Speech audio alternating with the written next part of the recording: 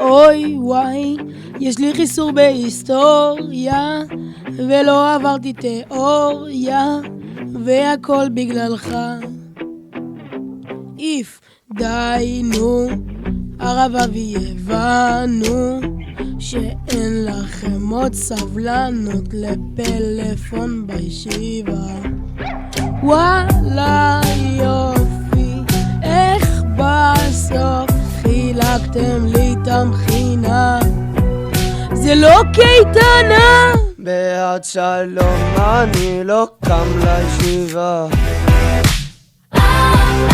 הרב ירון מקליט הודעה, לא אשמתי שחגי לא בכניסה, בעד שלום אני לא קם לישיבה.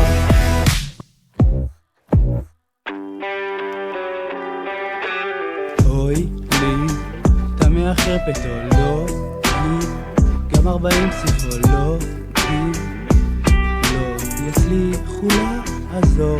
אל תספר לי שיש שם עוד הילולה, תסביר לי שגם ליום הזה יש סגולה, תדבר חצי שעה אחרי התפילה, אמר לי הסרט.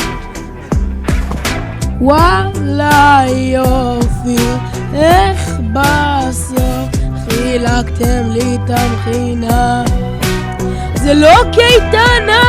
בעד שלום אני לא קם לישיבה,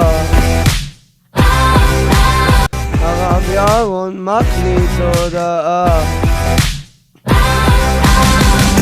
לא אשמתי שחגי לא בכניסה, בעד שלום אני לא קם לישיבה. אולי אם סוף סוף לא תתקן לי את העברית ותמרח את שחרית, תספר בדיחות קוראות על חברה של שרי גליל, לא תגנוב לי את הכרית, לא תחשוב כשלא הבנתי כשהתחלתי להירדם ציירת עליי עם טוש מחי, לא תזרוק עליי טושים, עפרונות ומחקים, לא תכתוב לי חיסורים במנחה ושחרית, לא תצלם לי עיתונים, לא זפ על הפנים ולא תיקח לי את ה... בעד שלום אני לא קם לישיבה,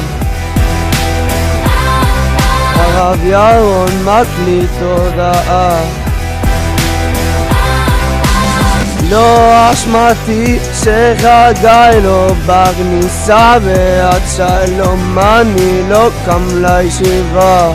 אני לא חוזר לישיבה, אני לא חוזר לישיבה.